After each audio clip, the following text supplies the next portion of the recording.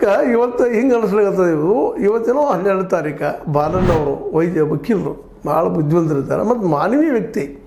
ಅವ್ರು ನೋಡಿದಾಗ ಇವತ್ತು ನಮ್ಮ ದೂರದಾರರಿಗೆ ಒಳ್ಳೆಯ ವಕೀಲರು ಸಿಕ್ಕರಪ್ಪ ಅನ್ನುವಂಥದ್ದು.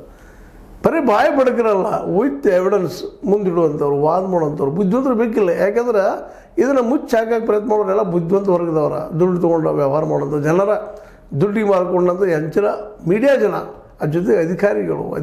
ಯಾಕಂದ್ರೆ ಇದರಲ್ಲಿ SIT ಅಧಿಕಾರಿಗಳು ಸಹಿತ ಭಾಗಿಯಾದಾರೆ ಇದು ಮುಂದೆ ಹಾಕೋದಕ್ಕಾಗಿ.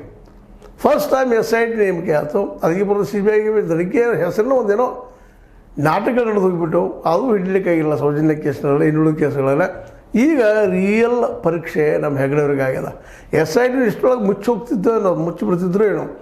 ಆದ್ರೆ ಜನ ಜಾಗೃತಗೊಂಡಿದ್ದಾರೆ, ದೂರದಾರರಿಗೆ ಫಿಕ್ಸ್ ಆಗಿ ಕೂತ್ಕೊಂಡ್ಬಿಟ್ಟಿದ್ದಾರೆ. ಇದು ಆಗಬೇಕಪ್ಪ ಅಂತೇಳಿ, ಇದು ತನಿಖೆ ಆಗಬೇಕು. ದೂರದಾರರ ಒಂದು ಗಟ್ಟಿದ್ರೆ ಅವನ್ನ ಮೆಚ್ಚಬೇಕಾಗಿದೆ. ಇವತ್ತು ತಿಮ್ರೋಡಿ ಅವರಾಗಲಿ, ಮಟ್ಟೆನವರಾಗಲಿ, ಜಯಂತ್ TA ಅವರಾಗಲಿ, ವಿಠ್ಠಲ ಗೌಡರಾಗಲಿ, ಮತ್ತಿನೋಡದಾಗಲಿ, ರವಿ ಪ್ರಸನ್ನ ಅವರಾಗಲಿ, ಎಲ್ಲರೂ ನಮ್ಮ ಸೋಮನಾಥ್ ನಾಯಕರಂತೂ ಅತ್ಯಂತ ಗಟ್ಟಿಯಾಗಿ ನಿಂತುಕೊಂಡಿದ್ದಾರೆ ಬಂಡೆಗಲ್ಲಿನಾಗ ಅವ್ರ ಜೊತೆಗಾರರು.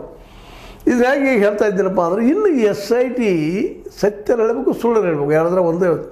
ಮತ್ತು ಈಗಾಗಲೇ ಬಾಲನ್ನವ್ರು ಪ್ರೂವ್ ಮಾಡಿದ್ದಾರೆ, ಅನೇಕ ಇಂಟರ್ವ್ಯೂ ಕೊಟ್ಟಿದ್ದಾರೆ. ಇಂಟರ್ವ್ಯೂಗಳಲ್ಲೇ ಇದರ SIT ದಾರಿ ಬಿಟ್ಟದ.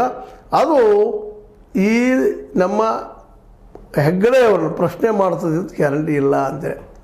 ಯಾಕಂದ್ರೆ ಈಗ ನಡೆದಂಥ ಹಾದಿಗಳು, ಬಂದಂಥ ಹಾದಿಗಳು ಎಲ್ಲವೂ ದೂರದಾರ ವಿರೋಧವಾಗಿ ಅದ, ಹೆಗ್ಗಡೆಯವ್ರ ಪರವಾಗಿ ಅದ ಅನ್ನೋದು ಅವ್ರ ಸ್ಪಷ್ಟ ನಿಲುವು. ಅದು ಪ್ರೂವ್ ಮಾಡ್ತಾ ಹೋಗ್ತಾ ಇದ್ದಾರೆ. ಹೀಗಾಗಿ ಜನರಲ್ಲೇ ಇವತ್ತು